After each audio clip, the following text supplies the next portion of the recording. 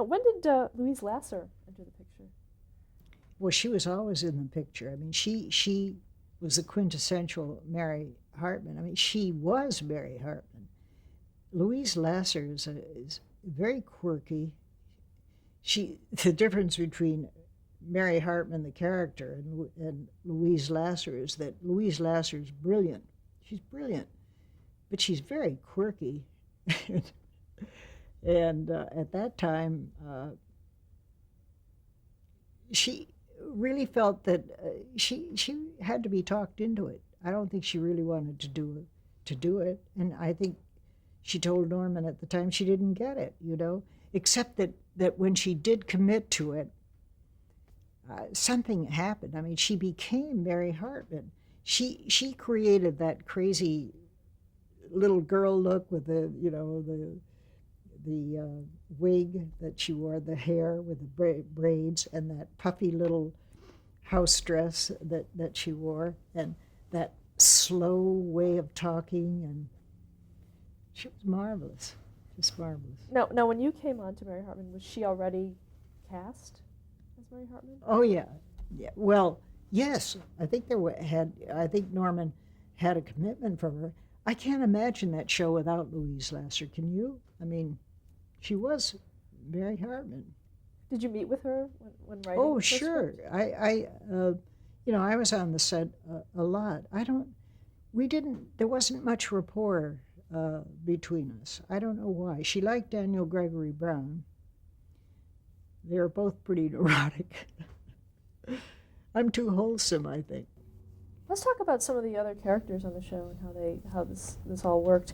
Greg Malavy as Tom. Yes, Tom. He was every man. I thought he was just wonderful, and kind of overlooked because by the press and the general audience, because Louise was so exotic, so weird and wonderful, and it was her show more or less. But Tom was, I thought Tom was brilliant. Playing the board, the inspiration for him, according to Norman and Al and Gail Parent, was a cover on Life magazine showing a bored auto worker. This is a guy on the assembly line, cigarette dangling from his mouth, was in black and white. You just knew that, I mean, his life was just draining out of him day after day after day.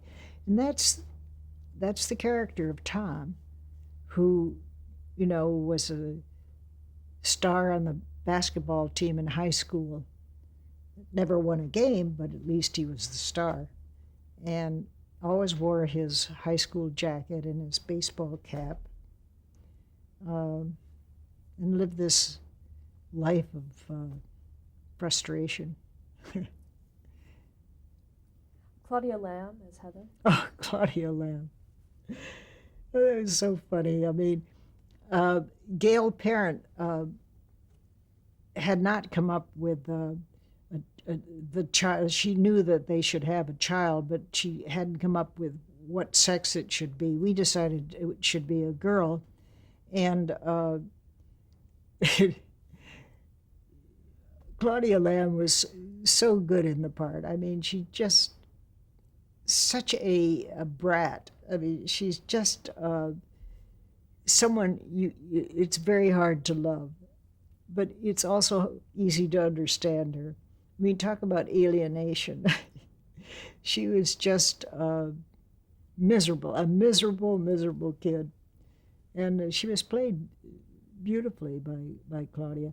We had a reunion a couple of years ago at the TV and Radio Museum in Beverly Hills.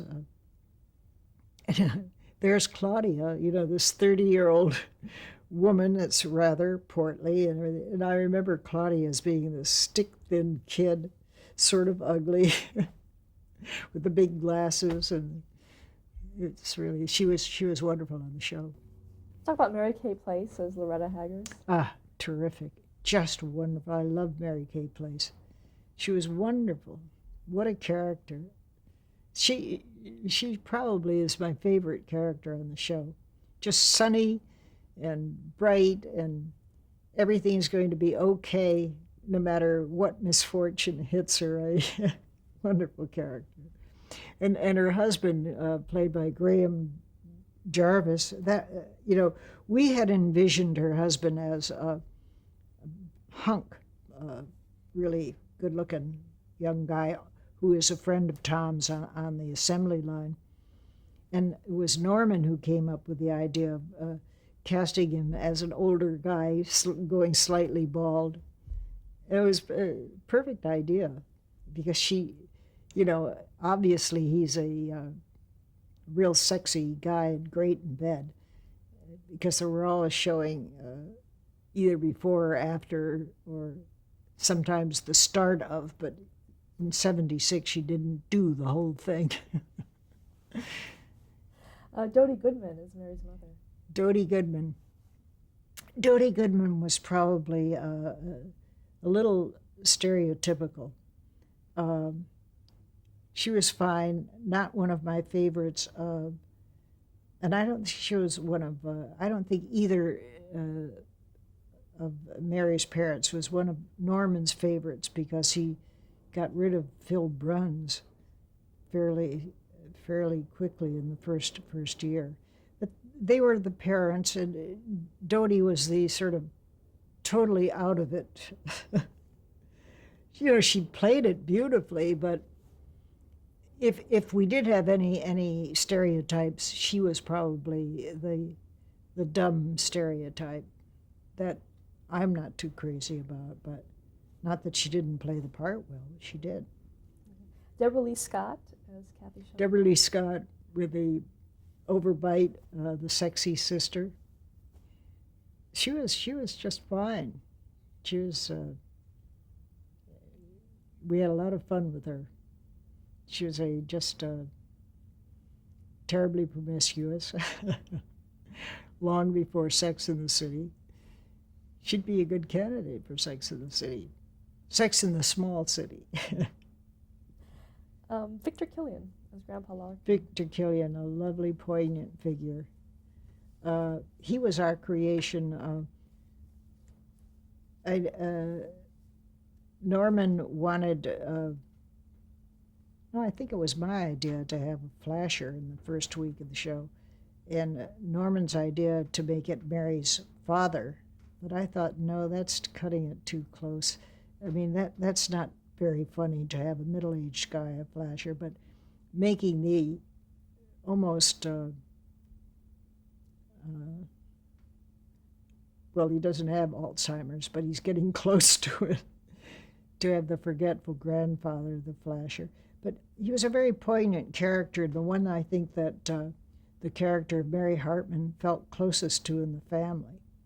Sweet guy.